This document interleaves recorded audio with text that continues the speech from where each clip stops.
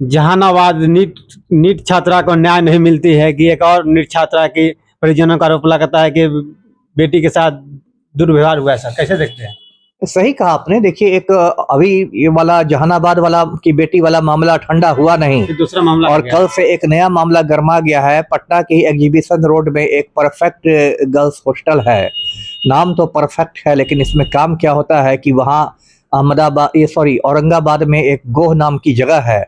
गोह से एक लड़की आई थी, वो भी नीट की तैयारियां कर रही थी, और उसके मतलब माता पिता ने आवेदन दिया है गांधी मैदान थाने में कि मेरी बेटी का मतलब खून कर दिया गया। उसमें 2-3 लड़कों के नाम दिए गए हैं, हॉस्टल संचालक के नाम दिए गए हैं, कोई विशाल अग्रवाल ऐसे ही है, और उन पर एक्शन हो। देखिए, इस तरह से यदि घटनाएं होने लगेंगी तो बताइए फिर छोटे छोटे कस्बों और गांव से कौन माँ बाप अपनी बेटी को पटना में भेजेंगे? कोई माँ बाप ये चाहेगा कि उसकी बेटी पटना जाए, डॉक्टर बनने, इंजीनियर बनने, और फिर पोस्टमार्टम करा के उसकी लाश पहुंच जाए और उसके साथ रेप हो जाए?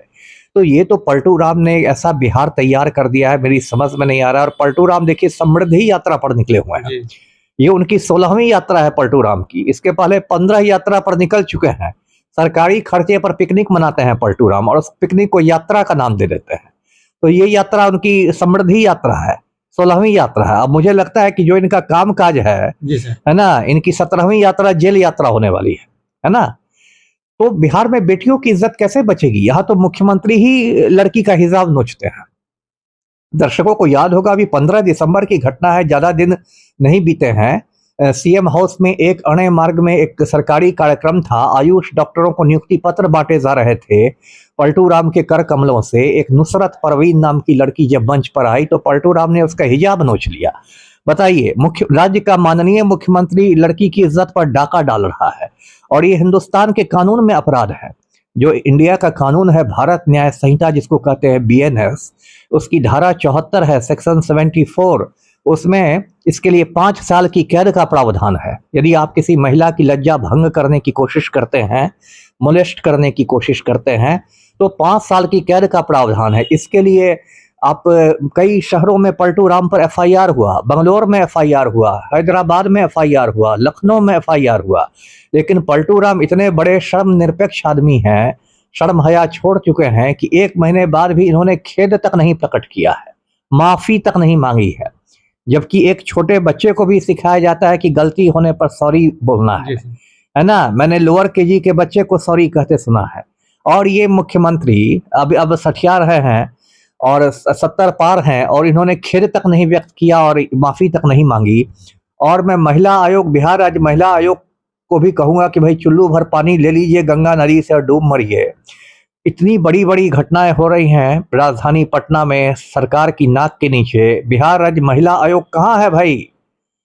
कभी आप महिला आयोग की कोई भूमिका आप देख रहे हैं? जहानाबाद की बेटी के मामले में, औरंगाबाद की बेटी के मामले में जाने पर मीडिया को बाइट नहीं देती हैं।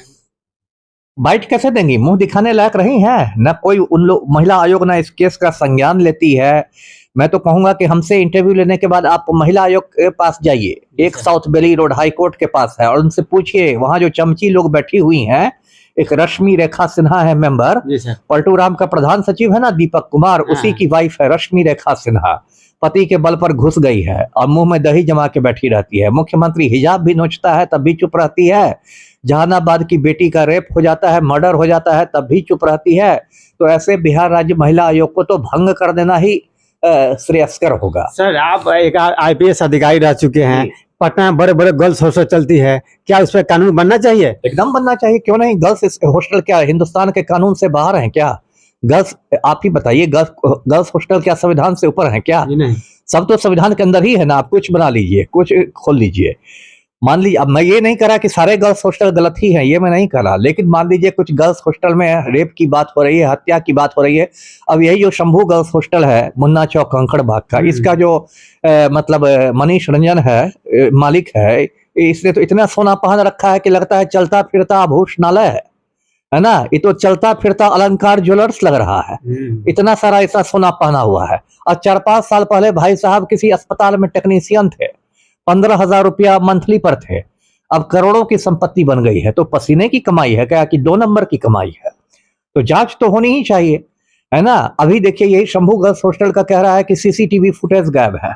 9 बजे रात से 11 बजे रात में 5 जनवरी वाला सीसीटीवी फुटेज गायब है। कैसे गायब हुआ, उसमें क्या था जो आपने गायब कर दिया? और यदि आप फुटेज गायब कर ही रहे हैं तो सीसीटीवी को आपने अचार डालने के लिए रखा है? उसका फुटेज तो रहना चाहिए कि यदि कोई घटना हो गई तो उसका सबूत के रूप में इस्तेमाल हो सके। तो उसको तो मॉनिटरिंग होनी चाहिए। लेकिन मैंने कहा ना, बिहार में अंधेर नगरी चौपट राजा के हालात हैं। मुख्यमंत्री ही लड़की की इज्जत लूट रहा है, तो रेपिस्ट लोग भी बम बम है कि चलो भाई रेप करते चलो, कुछ नहीं होगा, मुख्यमंत्री हमारे साथ है। लेकिन प्रशासन को माने कुछ समय समय पर हॉस्टल में छापा मारना चाहिए सर।